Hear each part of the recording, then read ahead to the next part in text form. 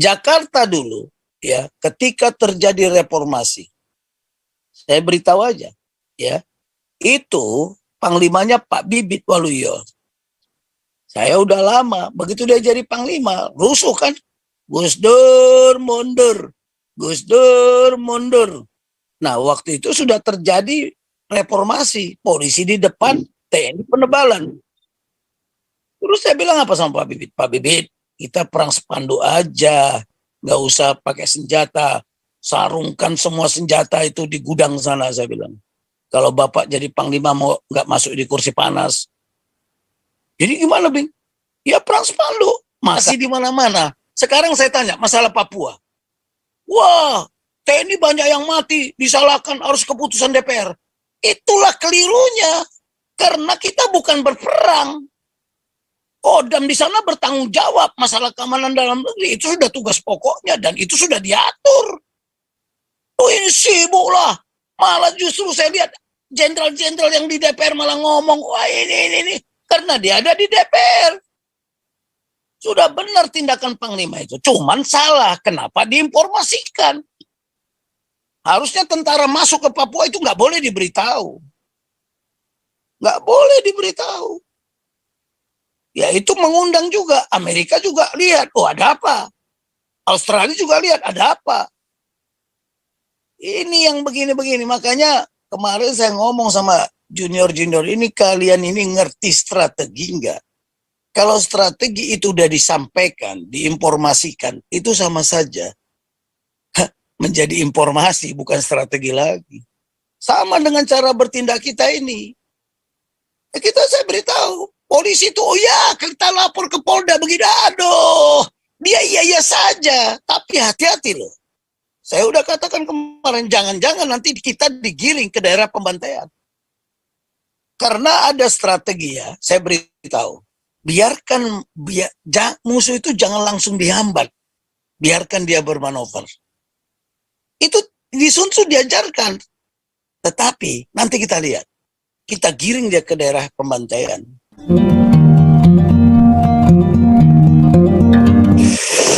Pak Tobing, sementara ini waktu di tempat saya ini sudah menunjukkan jam 1.00.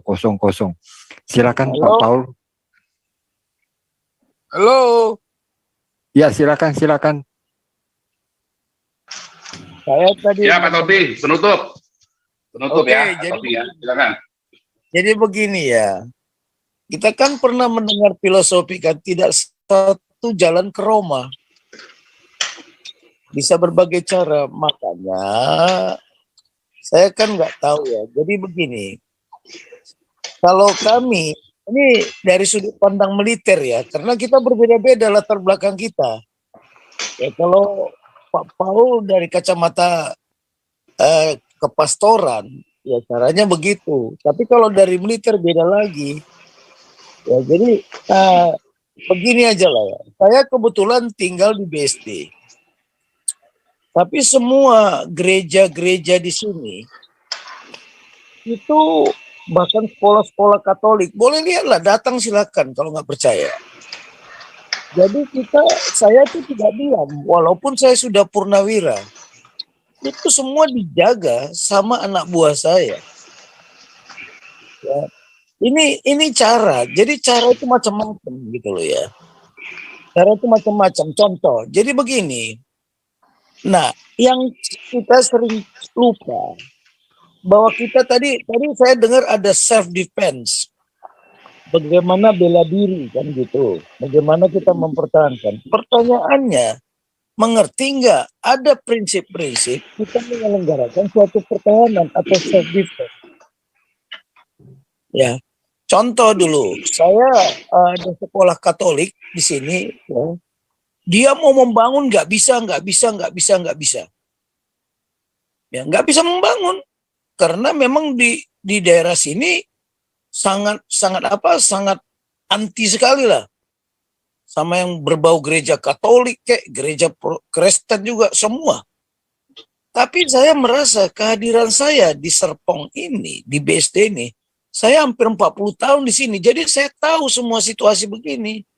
Jadi kalau kita mau bangun rumah ibadah, mau apapun itu, kegiatan-kegiatan itu, kita harus membaca situasi dulu. Nah, saya punya doktrin yang namanya doktrin teritorial. Ya, doktrin teritorial itu namanya lambung rujak. Bagaimana menyelami situasi di situ. Kemudian bagaimana menghubungi. Ya, lambung rujak. Kemudian bagaimana kita mempengaruhi. Terakhir, bagaimana kita mengajak gitu loh.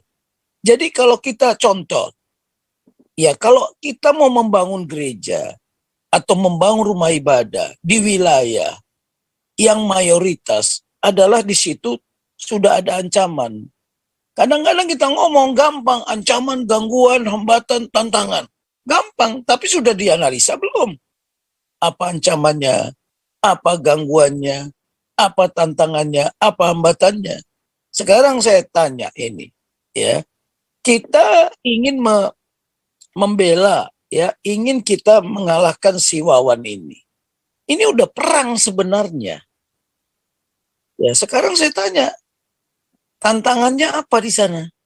Hambatannya apa? Jadi kalau di militer, ya, kalau kita sudah berperang sebenarnya. Ada aksi, ada reaksi. Ini udah diolah yudakan belum? Kalau bahasa militer di wargaming-kan. Nah, seperti inilah ya. Saya bisa membaca ini. Ini berarti kegiatan ini di wargaming-kan. Ya, kita aksi. Nah, dia Wawan aksi. Kita bikin reaksi. Setelah itu kita reaksi. Nah, dia pun juga bikin reaksi. Nah, ini udah diolah yudakan belum? Contoh, mau kita udayakan lewat pasal per pasal. Kalau mereka begini skenarionya dia, ya kita anggaplah pihak lawan. Ya, kita seperti ini. Tapi kita olah yudakan di sini. Seolah-olah ada pihak lawan. Nah, ini kan nggak diolah yudakan, tiba-tiba kita main aja. Jadi segala sesuatu itu harus dipikirkan melalui konsep dulu. Nah, sekarang kan kita tidak tahu kenapa rumah ibadah itu atau kita acara kegiatan ibadah itu, apa itu di gereja atau apa di rumah atau di mana. Jadi begini ya, saya seperti sekolah di sini dulu, nggak bisa kan? Tahu nggak? Saya itu sampai mengirimkan intelijen dulu. Jadi saya harus menyelami dulu apa permasalahan di situ. Nah, ternyata ada tokoh-tokoh yang tidak ingin ada seperti itu. Ada pembangunan sekolah di situ karena di sebelahnya ada sekolah Islam persis bersebelahan. Nah, bagaimana kita menyelami kedua itu? Makanya gunakanlah militer. Ya, semua gereja, tanya itu Kris Katedral yang di Gading Serpong, itu lengkap, itu tentara yang jaga. Setiap ibadah tentara yang jaga di situ. Pakai baju dinas, saya beritahu. Ya, sekolah St. John itu coba cek, satpamnya iya. Tapi koordinator satpamnya anak buah saya. Tanya itu, masih aktif nggak? Masih. Sersan Silalahi, sekarang dia masuk Capa, masuk lagi si Purba. Semua. Jadi kita itu jangan berdiri sendiri gitu loh. Saya gereja-gereja di sini, semua gereja yang ada di sini saya datangi. Saya ikut bergereja di situ. Saya kenali pendetanya, Pak Pendeta, ada apa-apa tolong. Tapi sebelumnya begini, saya awasi. Kenapa? Ya saya bagian dari anak Tuhan. Boleh kita ngomong lah sekarang sama pendeta-pendeta. Begitu Kris Katedral dulu kemarin kebakaran, pagi-pagi sudah langsung di sana saya. Ada apa ini, Pak Sam? Oh, kebakaran, bukan bom ya. Dulu pernah terjadi kan mau dibom itu Kris Katedral. Tapi nggak jadi, kenapa? Nah, itu harus kita siapkan namanya pertahanan. Pertahanan itu harus disusun secara mendalam. Lah pertanyaannya, pernah nggak mereka menyelami sebelum mereka beribadah atau dulu membangun rumah ibadah, datang ke RT, ngomong baik-baik? Saya kira enggak. Di sini juga gitu, jawarannya lebih luar biasa, Pak Paul. Tetapi, gimana saya mendekati itu? Para jawara itu sekarang jadi satpam di situ. Bekerja di situ.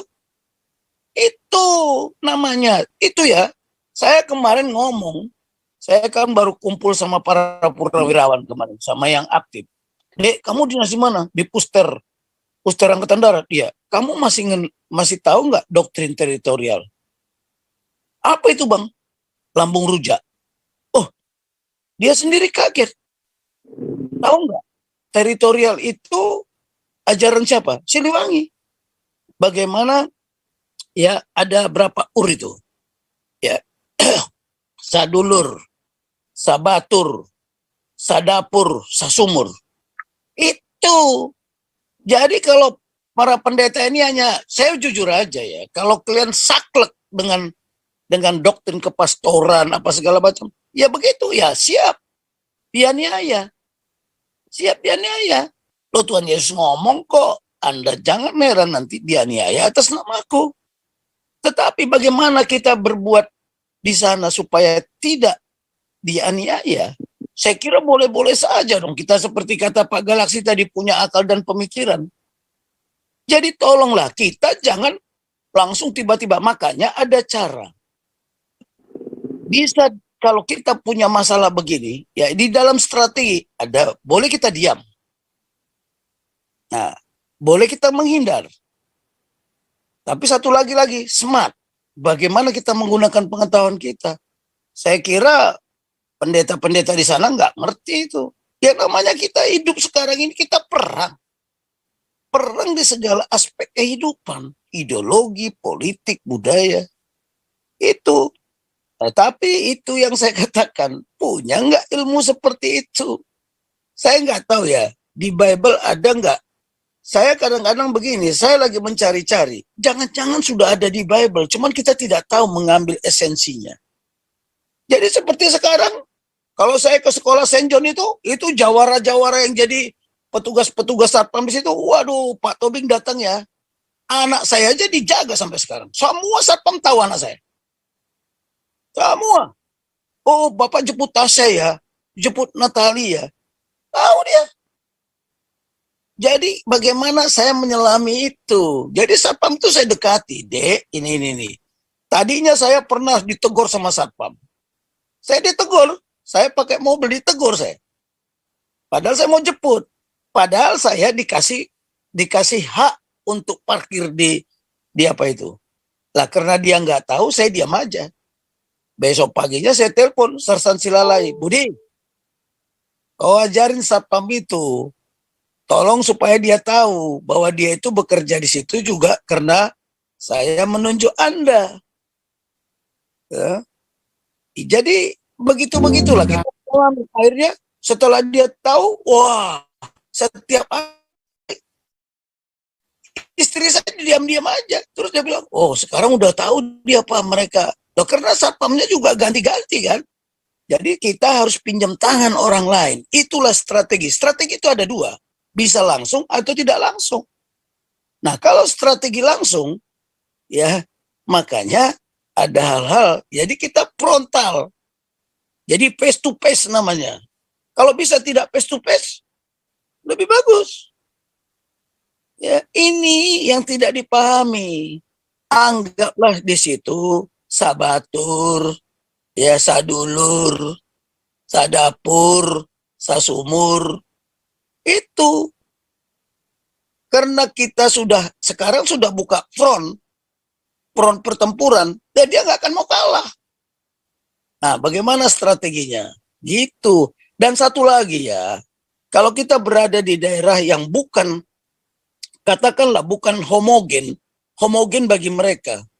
Nah, berarti kita harus melihat apa kekuatan kita, apa kelemahan kita, apa kendala, apa hambatan. Nah, sekarang ini sudah mentok saya lihat. Tadi Pak Santi Amir bilang, oh kita lapor ke atas. Ya itu tadi. Kalau sudah mentok hambatan, kita udah nggak bisa berbuat apa-apa. Namanya hambatan. Kita harus minta bantuan. Tapi kalau kendala, masih ada upaya. Makanya dulu sama pemimpin Saint John, saya tidak ada niat apa-apa ya Bu ya, saya bilang. Saya cuman kok di sini ribut.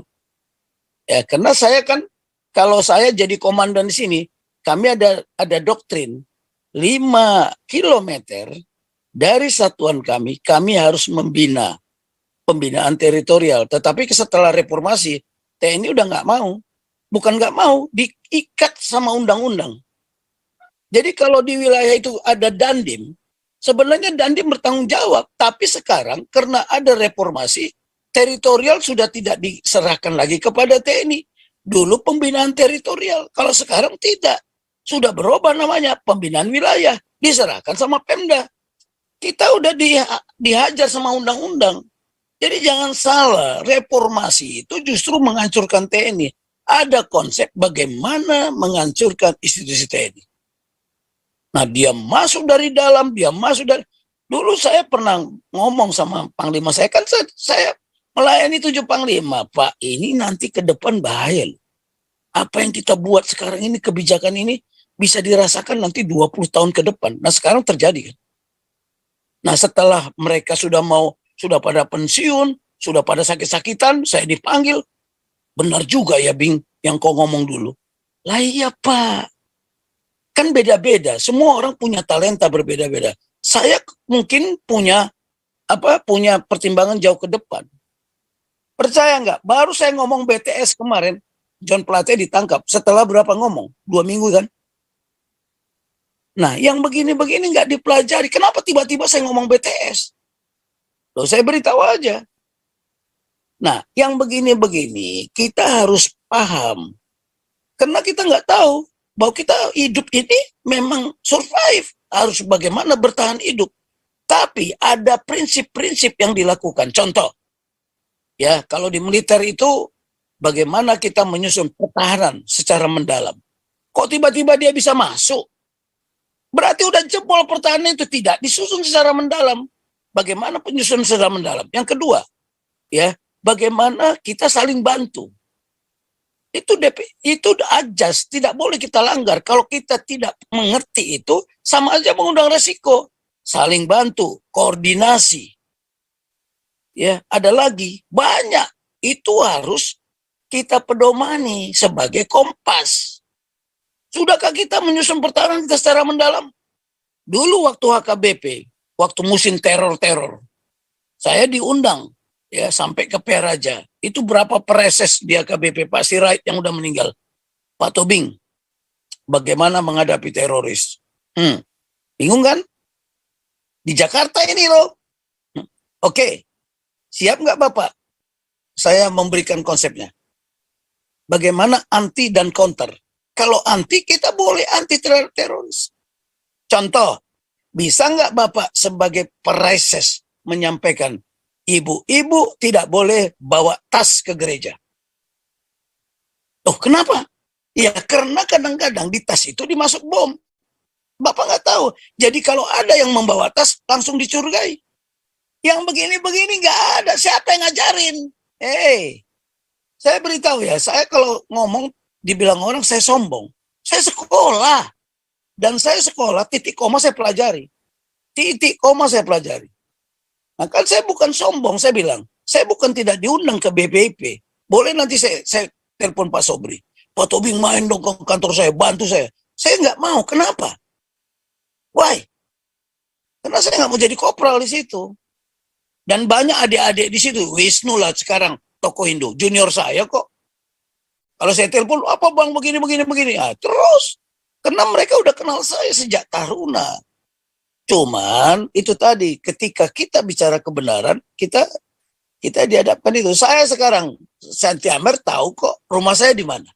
Di BSD. Persis di samping pos penjagaan. Itu pos penjagaan itu sudah saya beritahu. Ya, satu-satunya tentara yang ada di klaster ini adalah saya. Tapi saya memilih rumah. Kenapa? Dekat pos satpam. Karena semua pos satpam itu, setiap tamu saya yang tidak kalian kenal, kamu harus lapor dulu saya. Jadi satpam itu datang, Pak ada tamu, siapa? Tadi Bapak ada janji nggak? Enggak. Tapi kalau tamu-tamu yang mau datang, itu saya beritahu. Nanti ada tamu saya, ini namanya, ini apa. Nggak perlu kalian taruh KTP, asalkan itu orangnya. Saya beritahu, semua saya jaga di sini. Tidak ada yang tidak saya jaga. Gereja-gereja itu kadang-kadang saya datang ke situ. Ini dia kenal. Ini siapa ya? Udah Pak, saya ini. Udah, saya diam. Saya hubungin pendetanya. Jadi saya juga menyelami. Jadi kita menyelami situasi di RT itu seperti apa, di RW itu seperti apa. Jangan kita bertindak eksklusif. Nah yang begini-begini nih, saya orang Korea di sini, boleh tanya itu orang Korea. Saya pembina mereka juga di Serpong ini. Ya, beberapa Korea-Korea ya. So, dulu Korea-Korea itu yang buka pabrik sepatu apa segala macam itu. Waktu saya jadi komandan rudal di Cikupa, mereka main bola di asrama saya. Nah, sekarang pertanyaannya, sudahkah kita punya doktrin seperti itu? Karena ingat, ada aksi, ada reaksi. Begitu kita reaksi, mereka pun bereaksi lagi.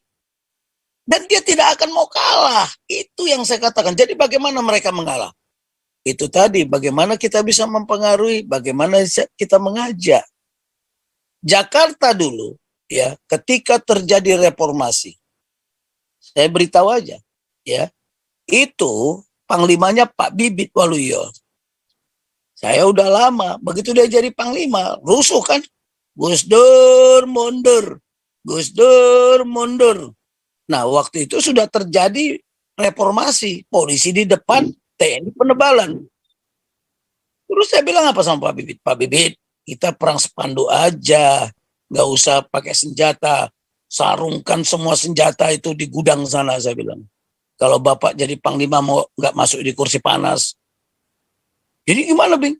Ya perang sepandu. Makanya dulu lihat, kalau orang di Jakarta itu dulu ada damai itu indah, damai itu bahagia, damai itu sejahtera. Sekarang ada nggak? Nggak ada, karena yang konseptornya itu saya.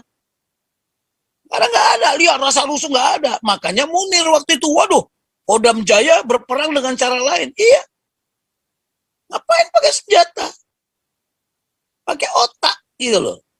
Nah sekarang kita bertindak, kita ini udah perang sebenarnya. Apakah mereka mau kalah? Ya nggak mau. Dia akan berupaya sekuat mungkin. Oh saya punya kekuatan kok, kamu lemah.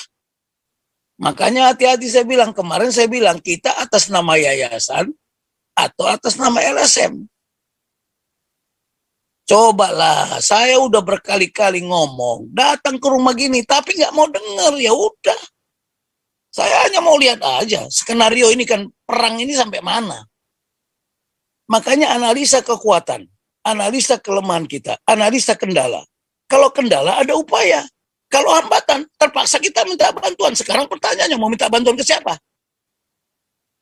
Belum lagi pengaruh lingkungan. Lingkungan itulah kepemimpinan, itulah leadership. Kita mengambil keputusan. Proses pengambilan keputusan itu kan ada cara berpikirnya dong. Ya udahlah, masa saya yang ngurus TNI operasi di mana-mana. Sekarang saya tanya masalah Papua. Wah, TNI banyak yang mati, disalahkan harus keputusan DPR. Itulah kelirunya.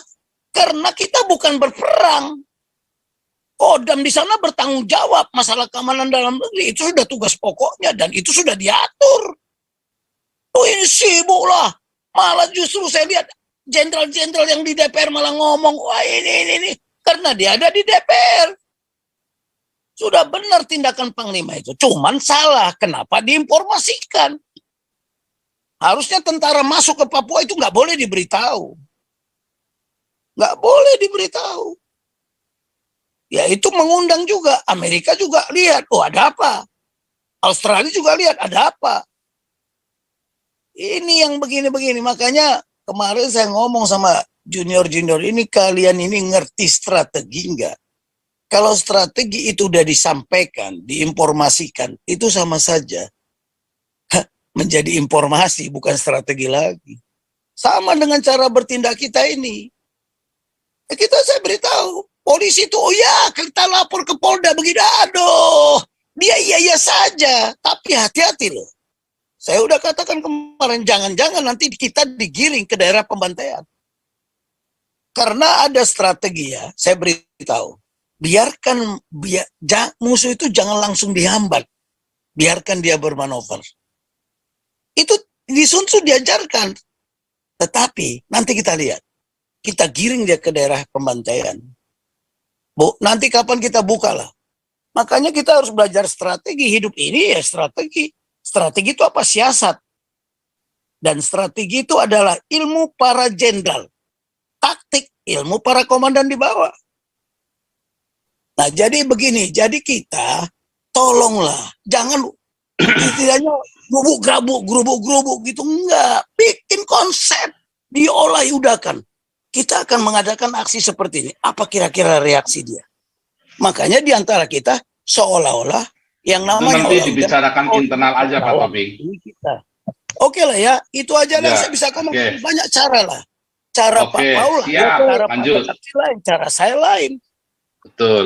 Ini opini, Tapi kita mana yang- membangun opini saudara. Jadi tadi ada Pak Tom, Pak Gajah Mada, Pak Andi, ya saya biarkan.